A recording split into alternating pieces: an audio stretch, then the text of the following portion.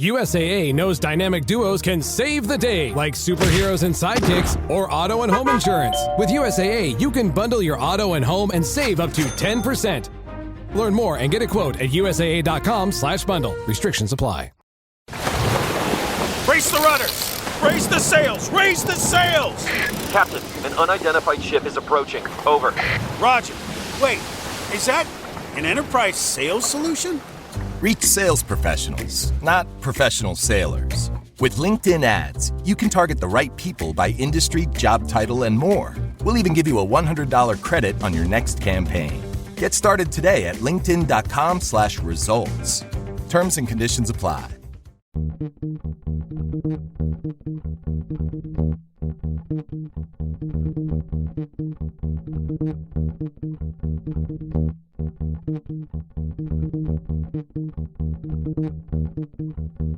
Hello, my name is Damon Friedman, co-founder and president of SOF Missions. As a 20-year veteran within Special Operations, I've gone through many challenges due to my military service and time in combat. We felt called to start SOF Missions to serve our fellow brothers and sisters in arms, focusing on suicide prevention and resiliency. Our mission at SOF Missions is to empower warriors to find purpose and be resilient. Since 2011, when we started the organization, almost 3 million men and women have deployed to Iraq and Afghanistan. Unfortunately, the scars of war take a toll on their psychological, physical, social, and spiritual health. Many veterans feel a sense of hopelessness and a loss of purpose when they return to civilian life. They feel isolated and alone, unable to reconnect. And in the greatest of tragedies, over 20 veterans lose all hope and take their own lives. Our goal at SOF Missions is to provide veterans the tools and resources so that they don't become a statistic. We offer a unique approach to combating veteran suicide through a whole health intradisciplinary model. The Be Resilient program is a 4-pillar methodology that addresses the areas of psychological, physical, social, and spiritual wellness. We provide care through 3 delivery methods: medical clinics, retreats, and educational training. Since we started back in 2011, we have been able to reach veterans in all 50 states and have served over 3,000 veterans through the Be Resilient program. Being resilient is a multifaceted and complex issue. We know that to find a lasting solution, we have to address the whole warrior. Many challenges cannot be solved by providing the treatments and modalities of just one component, but by tackling them all. Now, we've expanded our services to include law enforcement and first responders. Together, we can make a lasting impact in the lives of warriors across the nation. To learn more, visit our website at sofmissions.org. For your post assignment. All units proceed to your post assignment. All right. Welcome back. Misfit Nation. Misfit Nation. The Misfit Nation Show. We are a show founded by a veteran and hosted by 2 veterans and a military spouse. Our mission is to get people to tell their stories to the world. If you're an author, share your tips with the Misfit Nation. If you're a musician or an actor, our audience need to know how they too can get into the business. Coaches, we love our coaches. Come on and share your tips with the Misfit Nation to help them become better versions of themselves.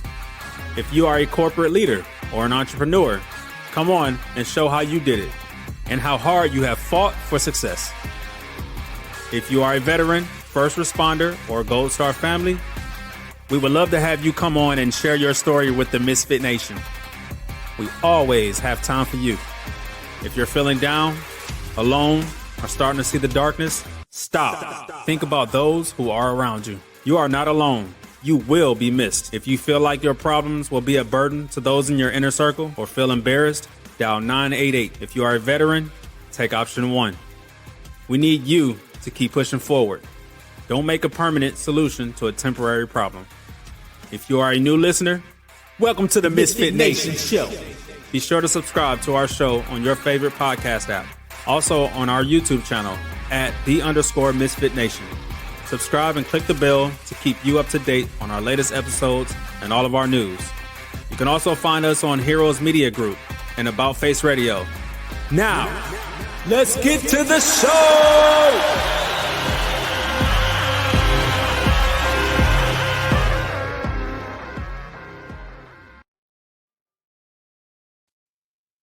All right. Welcome back to the MisFitNation Show, your Sunday after dinner edition.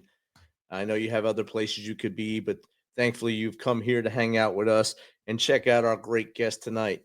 Not a whole lot of bad news tonight, so this should be a very upbeat show. Hopefully everyone had a great weekend so far, got to spend time with their families, get them honey-do list knocked out, and now it's time to either watch the All-Star race with NASCAR or come hang out with us, and hopefully you're turning the switch over to hang out with us. So tonight we have a U.S. Army veteran and a board member of Living Free Together. He's also works at the same firm as me, so that makes him even better. So Army works with me, and he works for a veteran organization, an organization that helps veterans and families in the greater Charlottesville area, Living Free Together. So without further ado, let's bring in Mr. Derek Funk. Welcome, Derek. Thanks, Rich. Man, I love the intro to your show. It really gets you pumped up. All right. I was waiting to see you start dancing. Right. You don't want to see me dance. That's for sure. Oh, good. Me either. I just do this little sway back and forth now as the age gets you. Yeah. Derek, I just gave basically a 2-sentence overview of who you are and what you do. If you don't mind, tell the Misfit Nation a little bit more about you, about your military career, and how we got to this point. Yeah, certainly. And I loved what you started with, the Living Free Together, because such a great organization. And I'd been thinking about this programming we've been doing for the last couple months. My wife and I had been leading a book club as part of Living Free Together with a group of other veterans. And we were doing the book called Design Your Life by Bill Burnett and Dale Evans. And they take design thinking a step forward and basically help you create a life that is meaningful and fulfilling. And I really felt like that really kind of leads into my story, where the thing that we found while leading this book club was that the majority of us in this group, we were joined the military, and it was unintentional for most of us. Like, it wasn't something that we sought out to do. And I grew up, in a non-military family. My grandpa served in World War II, had an uncle that was in Vietnam. So I'd heard their stories, but it didn't really seem like it was something for me. And like I tell a lot of people, I do things backwards. Went to college for 4 years and then joined the Army, And first duty assignment was Germany. And I mean, where a better place to start, and went to Kosovo. It was nice time over there. Really good training. My wife and I, we got married while I was over in Germany. But it really, that just started us down a track that we were unprepared for. And so we left Germany, and this was right after 9/11, and went to Fort Riley, Kansas. And I think I was there for 2 months before I was deploying over to Kuwait with 141 Infantry Battalion. And we're thrust right in the middle of it. Come home from that, go to NTC, find out the wife's pregnant, and now I'm going back to Kuwait to get ready for the invasion of Iraq. And I was so unprepared. In fact, I was just kind of recollecting with my wife. I was afraid. I was scared to death. Like, here I am going to go over and be in an invasion with an infantry battalion. And remember talking to my father-in-law. I'd gone down to Wichita, Kansas for an oyster feed, and I was with my father-in-law and told him, Jim, this is a matter of how many. It's not about if someone's going to die; it's how many are going to die. It's an infantry unit, and he was a good listener, and I knew he was one guy I could share that with, that it wouldn't freak him out. He was he still is one of those solid guys that just listens. And I don't remember his response, but it was just kind of a nod of the head. And yeah. And And so, yeah, it was, we were the right flank of the 3rd Infantry Division as they stormed up through Iraq. And we got up to the city of Samoa, and it was right there on the Euphrates. And we were preparing to go across the Euphrates. And I'm sharing this story because this is really one of those things that just kind of sets you down your path for your life. And we had a scout platoon that went out. They were looking for a good way to get across the Euphrates, and they got hit. The lead vehicle got hit with an RPG, and the guy stepped out of the palm trees and shot Jacob Butler, Sergeant Butler. He was another Kansan. We had that connection and had been pretty good buds. And I'm in the talk while this is going on, and the craziness of, getting medevac out there, getting the rest of that platoon out was nuts. And walk out of the talk, and the first thing I see is they're washing Sergeant Butler's blood out of his Humvee with water bottles. And it's an image that'll probably last my lifetime. I'll take it with me forever. But he gave it all, and anyways, we got across the Euphrates. We continued on. Our unit pulled route security from Al Hila to Diwania before we got down to Kuwait, and we were able to get home because of that time we spent in Kuwait and then NTC, and we were there getting ready, and I got pulled aside. They said, "Hey, Sergeant Funk, XO's got a message for you." And they said, my wife was pregnant before leaving, and they pulled me in, and, "Hey, we've got a Red Cross message here. Your wife just lost the baby." And so here I am, sitting there in the office on the phone by myself, talking to my wife while she's in the hospital, and just isolated and lonely. That's the feeling, but that's not what I knew at the time. I've been reading, I don't know if you're familiar with Brene Brown, but she's got this book called Dare to Lead. And it talks about, embracing our vulnerabilities, especially in the workplace. And I didn't have anybody to, tell me, it's okay to feel these feelings. I was told, be strong, our unit, 141 Infantry Battalion, we were straight and stalwart, be a straight and stalwart soldier, and be strong there, Sergeant Funk, and get home and get off the plane. My dad's there. He's like, be strong for Emily. And so what does that mean? Be strong. Well, better be strong, better not show my emotions, be tough, drive on with the mission, which unbeknownst to me, that's kind of starting that spiral. I'm carrying the guilt of Sergeant Butler and now losing a son. And so next thing you know, I'm off active duty, and 3 months later, my reserve unit says, "Hey, back to Iraq." Oh, but wow. You got a choice here. You can let these orders, somebody else take these orders, and I'm like, how am I supposed to give those orders to somebody else and think about, what if something happened to him? I couldn't live with guilt anymore. And so I went on that deployment. At that point, we had a 3-month-old son, and just as I was leaving, found out the wife was pregnant again. So, now we got, 2 little ones, and it's just like, but I'm in that spiral of deploying because that's how I'm massaging my guilt, and come home. We eventually moved to Charlottesville. I went to work for the National Ground Intelligence Center as a contractor on the Identity Intelligence Program. Great mission, was able to throw myself into it. But the one thing we didn't realize, picking and moving our family out halfway across the country, we had no community around us, no support for Emily and the boys as I was continuing to deploy. And so I was doing my job. She was raising these kids by herself, and it was just hard charging into it and kind of not really worrying about the pieces that I was leaving behind, unfortunately. And it was on my last deployment. I was in Kabul, Afghanistan, and that was probably one of the most transformational periods of my time. My wife said, "I can't do this anymore." She sent me the Dear John letter while I was in Afghanistan. Wow. And you're happy deploying. I've got my life here with the boys. So at that point in time, and I still had 6 months left on that deployment, I was like, I got to figure out how my life's going to look going forward. And I was blessed being there in Kabul, great community. And the chaplain's office had been receiving these care packages that they would package up every Friday and give them to these nuns. They were part of the Mother Teresa order.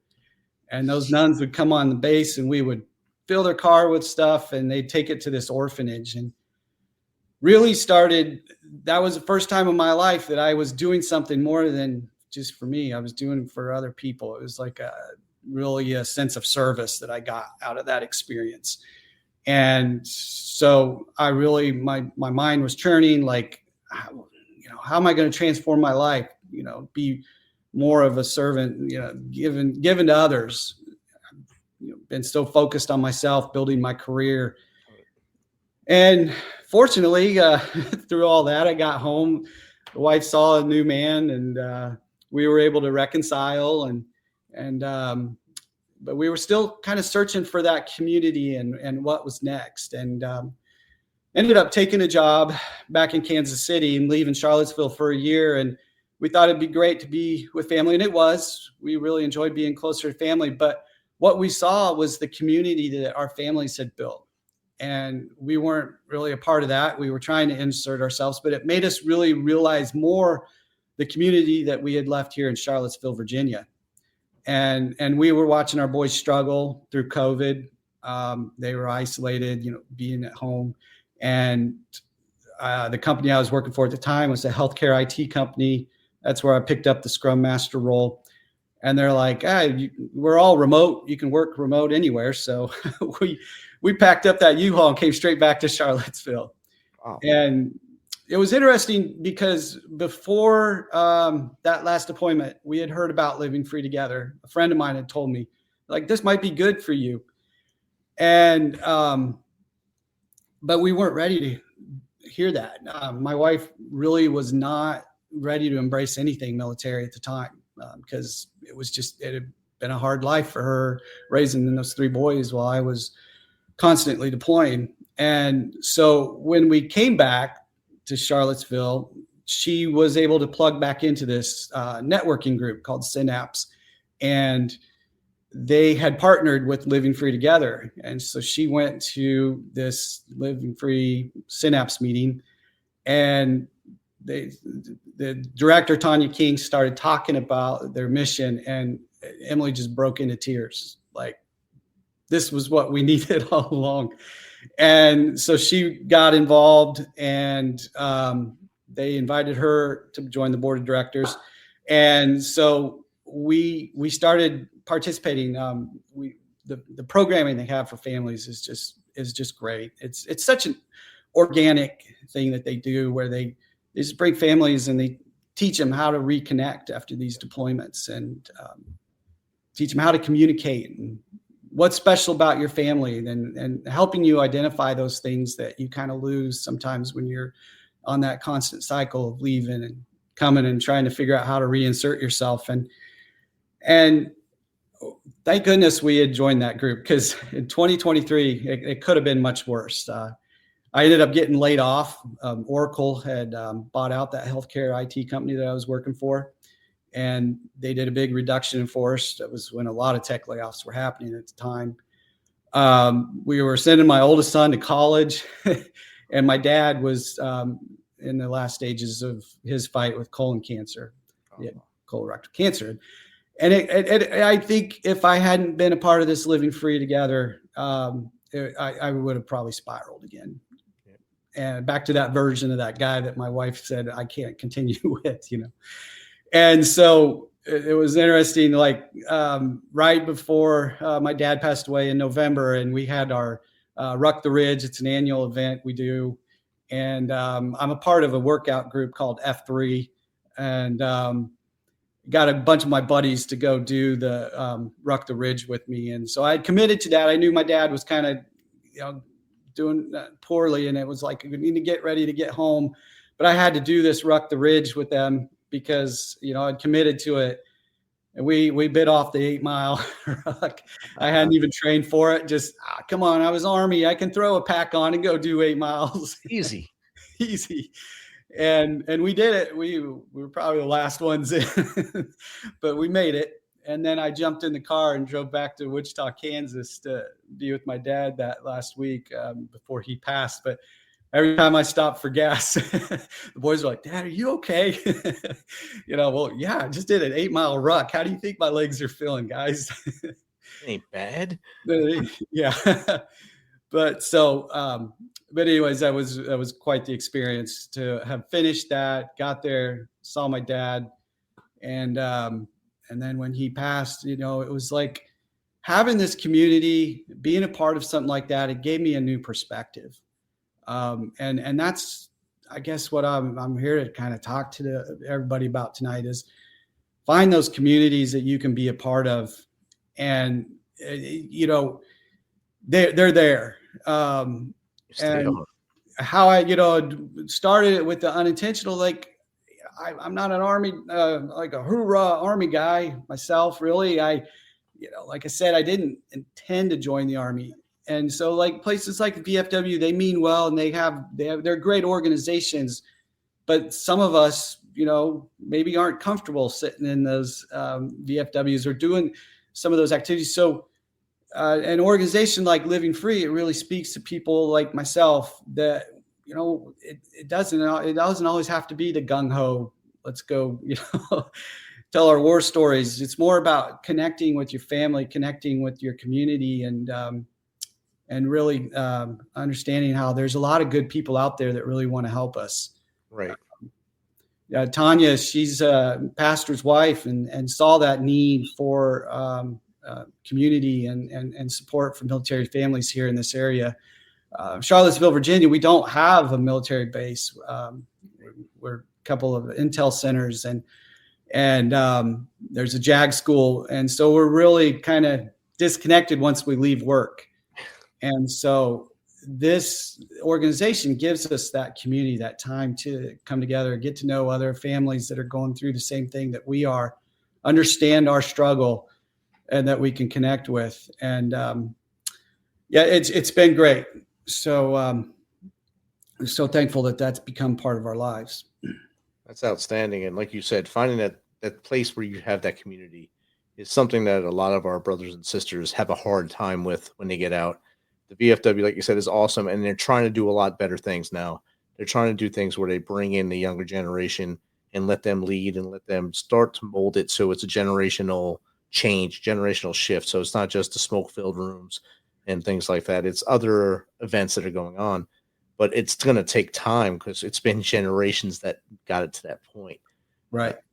Speaking on where you were at Fort Riley, I was right down the street at 1st Brigade. I was in 1st Engineers when you were in 141. So my soldiers' barracks was right next to your soldiers' barracks in 141. It was like right across the street from each other at the same exact time. When you deployed the first time, I was already deployed when 9/11 happened with Big Red 1 and Task Force 234, I think it was at the time. Okay. And we came back. You guys went, I think, right after that.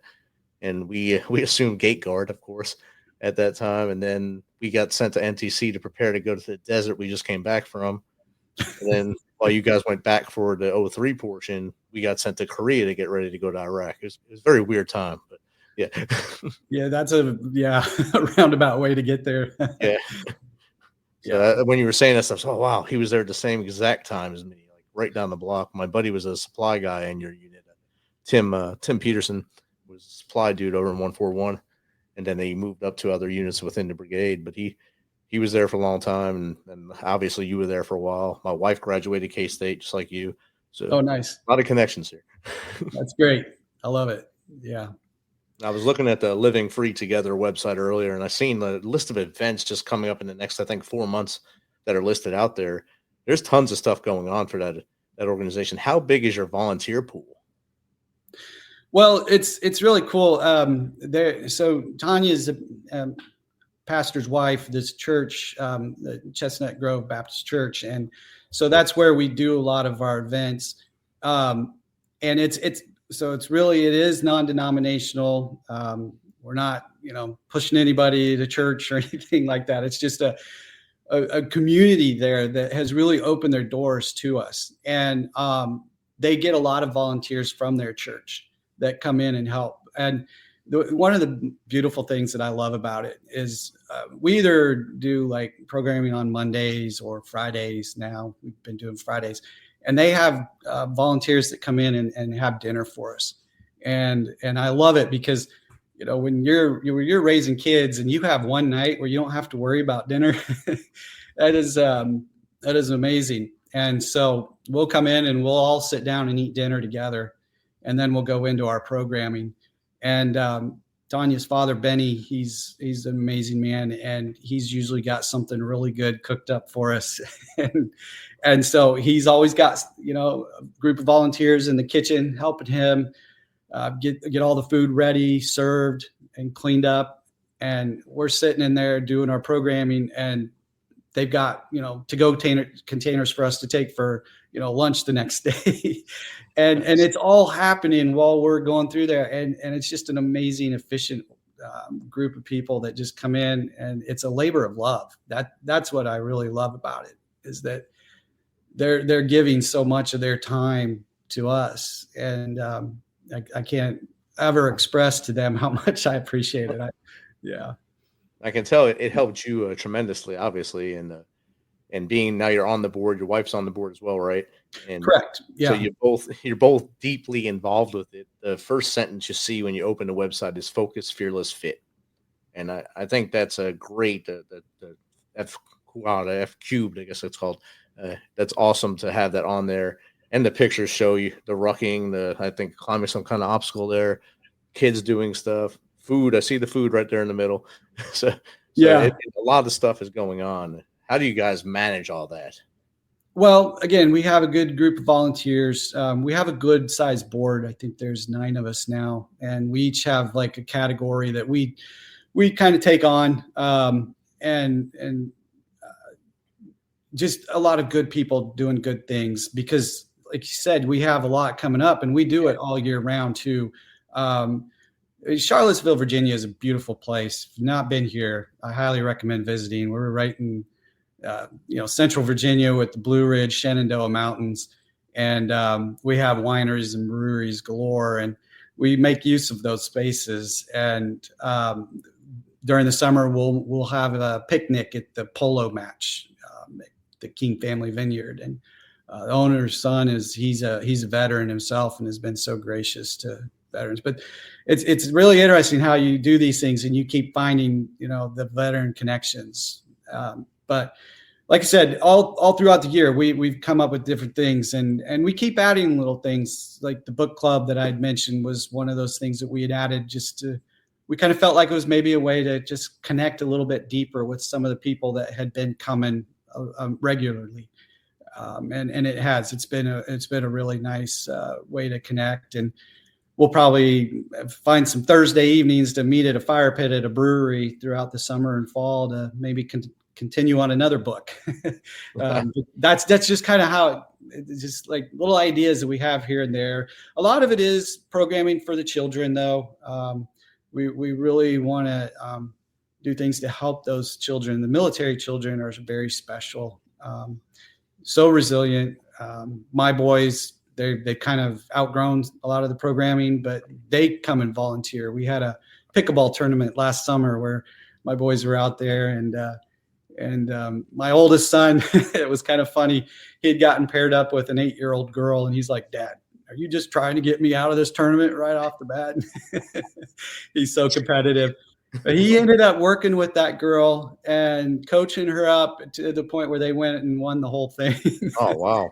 And to me, I mean, that just talks about what this organization is about, that these kids take on what we're teaching and they learn how to work together and be resilient and overcome. And that was just a perfect example of how that just plays down to them. And so, yeah, just really love the children that we are able to affect and have an impact on through this as well.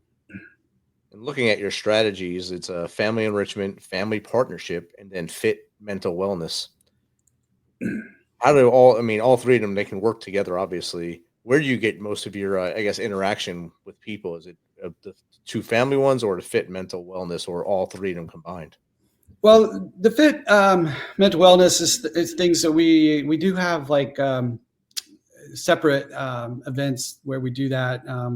Right now, we've been doing a wellness series where earlier in the year we were talking about how to stay healthy with just the things you have in your kitchen. We had a nurse practitioner come in and tell us about like herbal supplements that you can use and to do like a steam rinse, when you're suffering through the throes of all that winter stuff. And so we did a few of those. My wife, she's a nutritional therapist, practitioner. So she was talking about nutritional benefits of staying healthy and keeping a good mind through nutrition.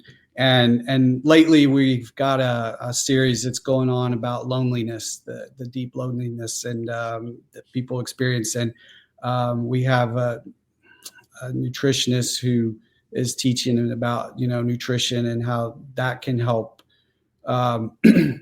help your mental aspect as well. And then we do have Dr. Dan. He's a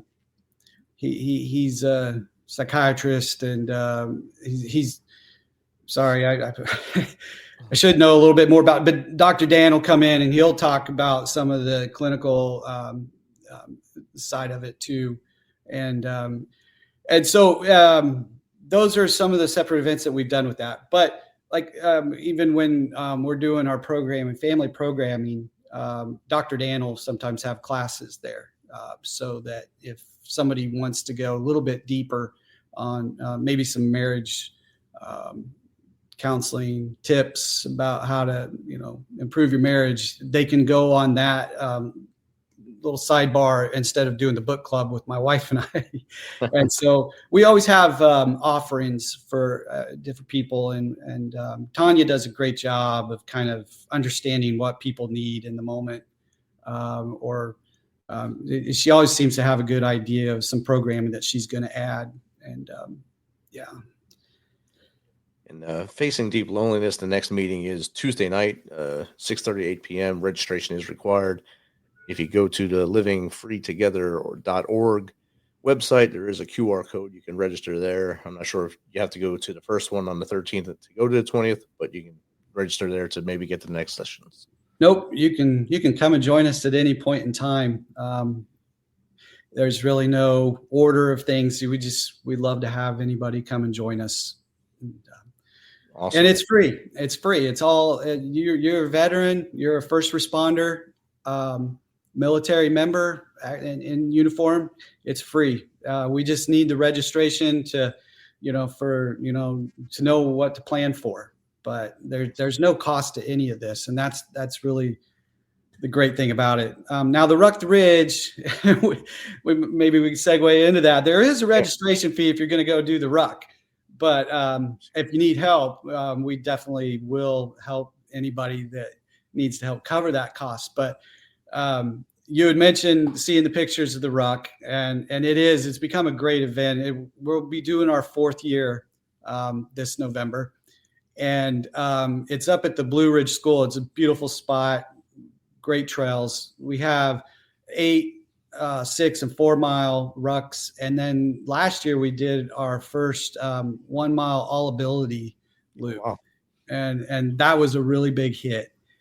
And so those are all, you have to register for those. And then, but if you just want to come out and join us for Ruck the Ridge, we have a Ruck Fest where they have children's events. They have a little Ruck obstacle course for the kids to do, like a little station where they can try on military gear. We have like rucksacks and Kevlars, nice. And sometimes the fire department comes out and they have their equipment that the kids can see and put hands on.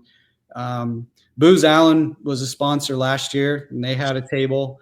It was really cool to see them and sponsor it. And we are looking for sponsors. If anybody out there, you have a veteran-owned company and you want to come and sponsor anybody, really, we are always looking for people to sponsor. And then if, depending on your level, you can have a table out there and represent and talk about your mission as well. And we have food trucks as well, so that it can be just a fun event for the family to come out. Dad does a ruck, the kids go play, mom gets a little bit of a break, and then we have a Veterans Day ceremony to recognize Veterans Day as well. Charlottesville is kind of an interesting area where there's not a lot of veterans activity. We have a really cool Dogwood Memorial, but they seem to do their memorial or veterans services on days that don't fall on the holiday. So we've kind of like wrapped our Veterans Day service to make sure that we have something that people can count on as far as having like a ceremony to recognize veteran service out there. Outstanding. And Rucker Ridge looks like a fun time, and it looks like a beautiful area that it's held in. So don't like it's a killer hike, at least. So you can go with, like you said, all levels of hikers can go up there. I think you had 500 in the first 3 years of the event.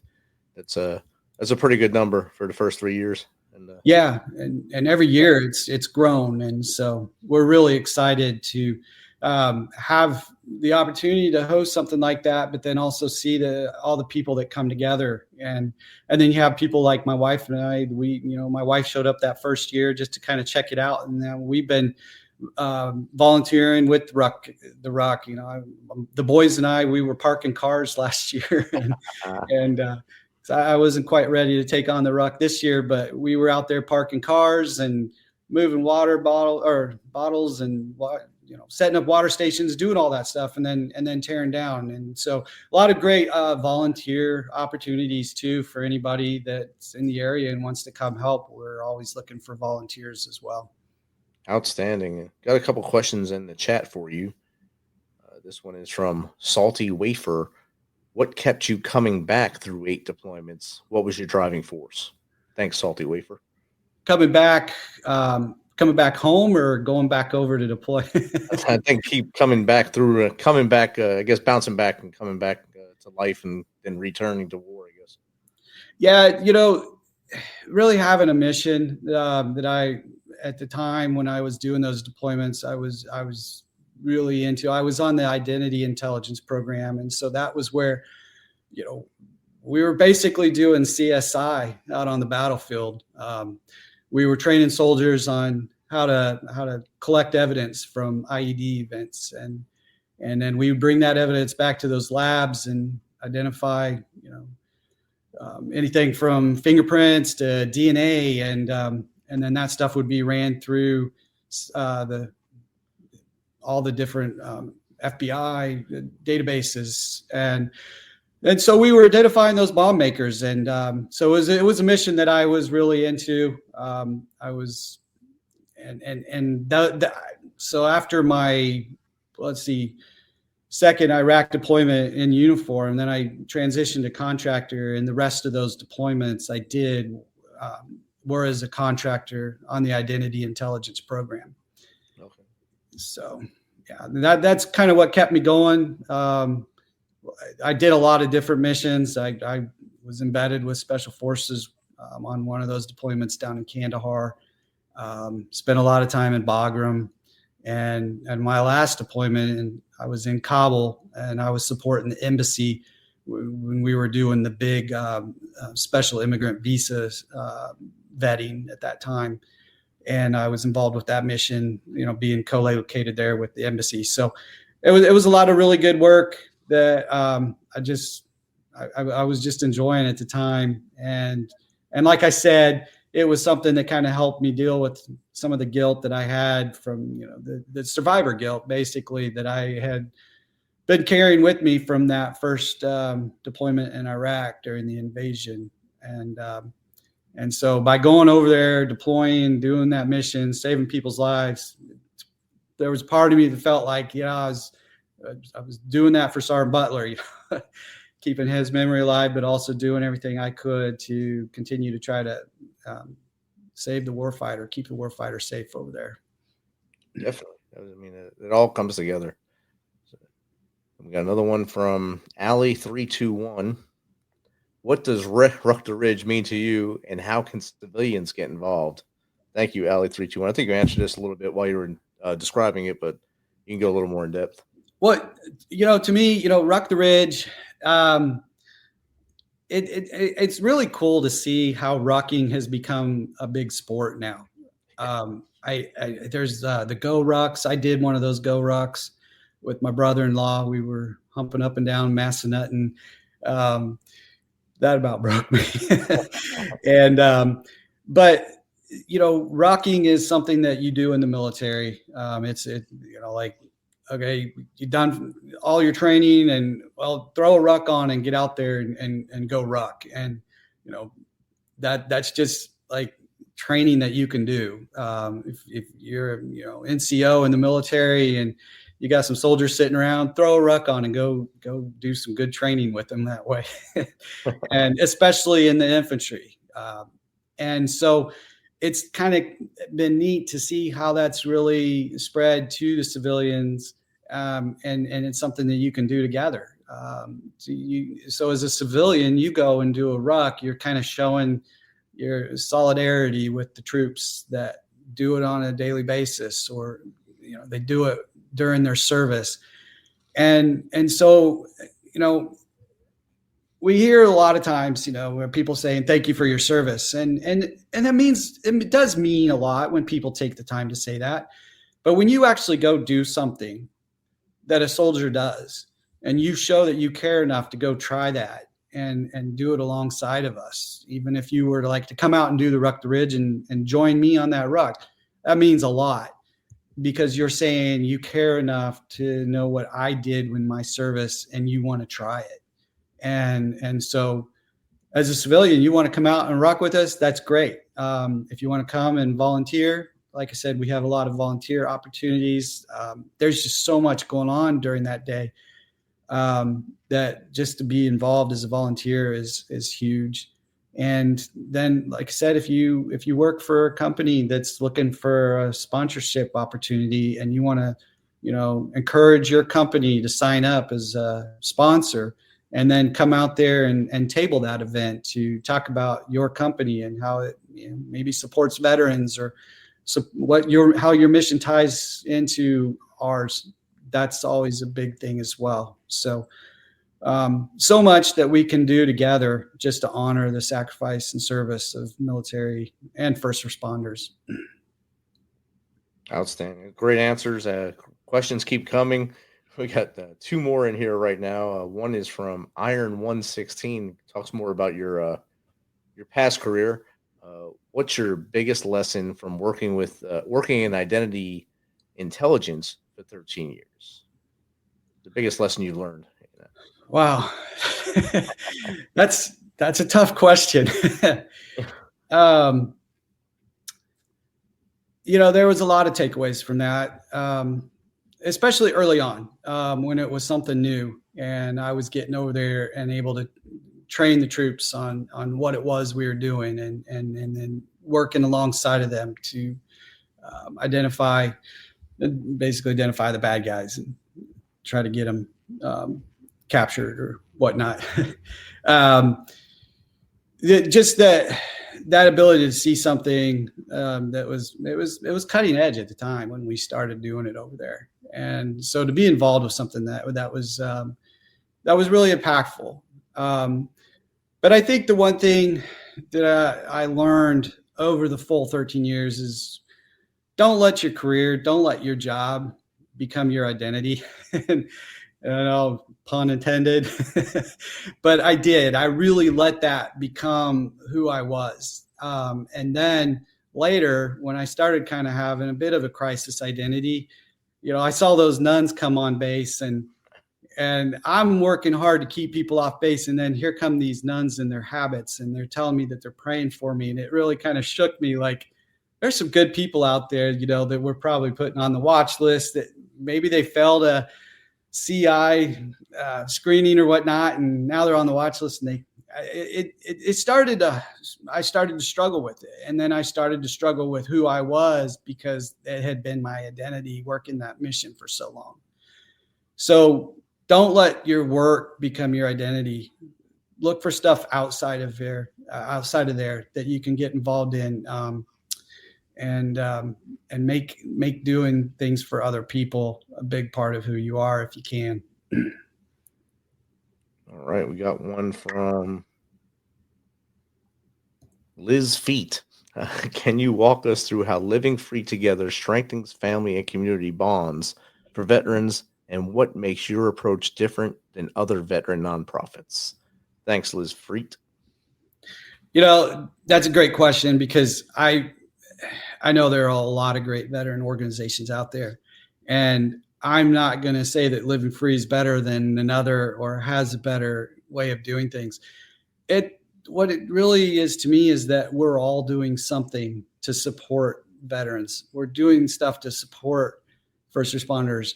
And so we're just trying to do the job that needs to be done to connect these families, help them through hard times. And so I don't know. I feel like I was put on the spot there, but I'm going to dodge that one and say we're all doing it together. And it takes all of these different organizations that you see out there doing the work that needs to be done, because there are so many holes to fill. There are so many veterans, so many families out there that are struggling, and they need our help. And so if somebody else is thinking about standing up a nonprofit, I encourage you to do it. Because if you have an idea of how to help somebody, do it. I don't know if any of you guys have read or if it's been discussed on your platform here yet, but this book called The Women, and it's about a female nurse in Vietnam. And I need to grab it so I can tell you the author, Kristen Hanna.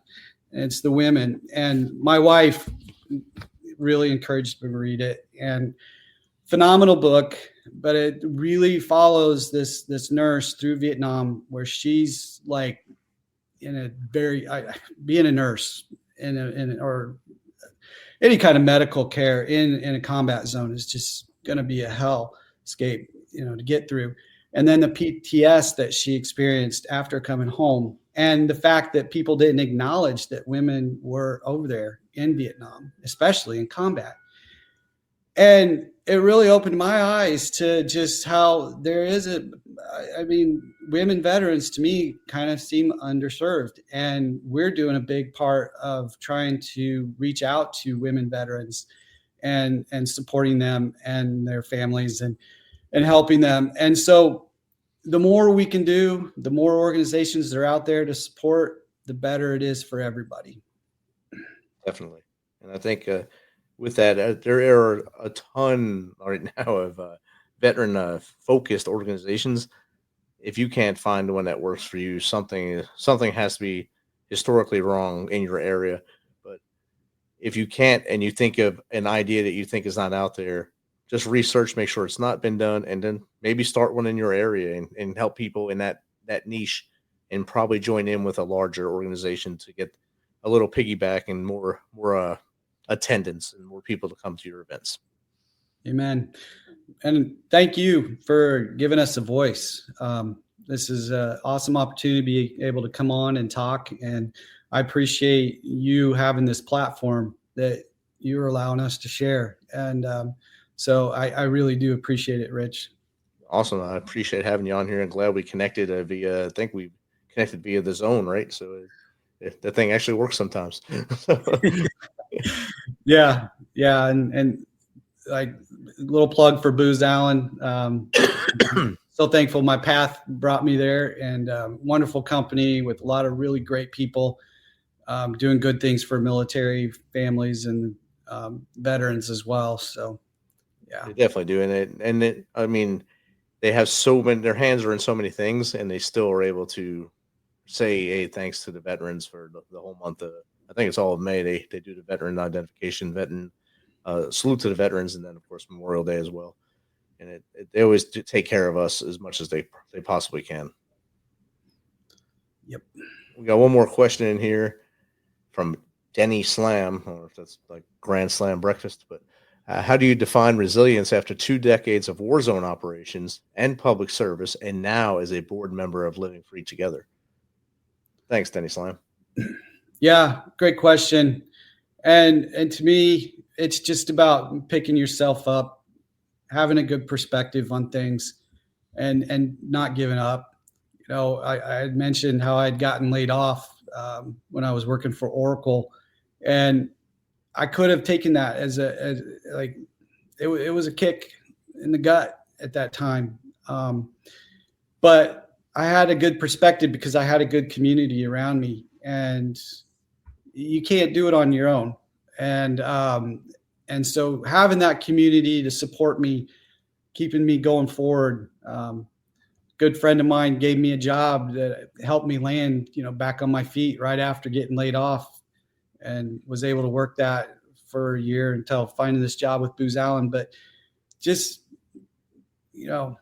having that community and a good perspective, to me, that's what resilience is about, is just rallying with those people that, are supporting you and helping you move forward. And at some point in time, it'll be your opportunity to help somebody else. And so don't forget that. Don't forget the times where you struggled and somebody helped you, so that you can pay that forward at some point in time too. Outstanding. And what we say here on the Misfit Nation all the time is, if with each episode we reach one veteran or one first responder or one person, we're a success that day.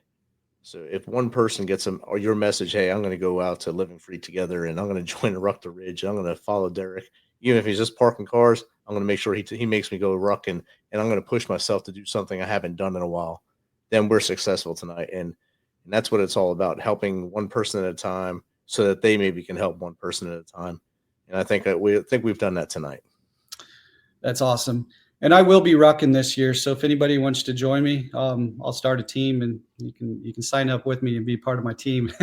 Love to have anybody come out and join me. And push you along, push each other along. Yes. Rucking is one of those things that's best done with a bunch of people. It's much better when you have someone to talk to during it and laugh at you and laugh at each other during it. Definitely. As we start to wrap up there, we usually ask our guests a couple things. The first thing is, what's the best way to get in contact with you if they want to learn more about you or to have you on their show? And then, of course, I have the website Living Free Together in there already. Yeah, I'm out on all the social media platforms, Facebook, Instagram, LinkedIn. So love it if you wanted to connect with me on LinkedIn. If you just need a referral at some point in time too. But any of those, and email is always fine too. I think you've got my email, Rich, and if you want to share that afterwards, that's fine as well. Okay. Yeah. It's a pretty easy one. And the other thing we ask is, what's 3 things you have to do, you think the audience can start doing tomorrow to be better people? Be vulnerable. Allow yourself to show those emotions and ask for help. And read a book. I mentioned a couple of them while I was talking, but Brene Brown's Dare to Lead. It's been a really good book for me, kind of breaking down some of those walls that I put up around myself, that armor that I continue to carry after service, that you got to just let people see who you are and how you're feeling, because when you're trying to hide it, you're not helping anybody, and you don't know if that emotion that you might show in that moment might be something that person needs. So allow yourself some vulnerability in your life. Definitely. Thank you for both that. Every book that you mentioned, I shared in the chat. Hopefully I captured all of them and I got them in there. Some of the links were very long on Amazon, so I just told them to go to Amazon, search them. Because Amazon, for some reason, the link is almost a paragraph long. So I tried not to take up the whole chat with just that. But thank you again for taking your time tonight to hang out with us. This has been a great chat. If you ever want to come back on or have your founder come back on, send her our way, and we'll have her on here to talk more in depth about her journey to Living Free Together as well. Oh, that'd be great. I appreciate that. Yeah. Misfit Nation, thanks for hanging out tonight. Like always, take care of each other, take care of your friends, and do everything you can to stay in the light tomorrow, because a day with you is much better than a day without you. Until Tuesday, when the Tuesday crew has Avon Cornelius on, we'll see you then. Be humble, stay hungry, and keep hustling.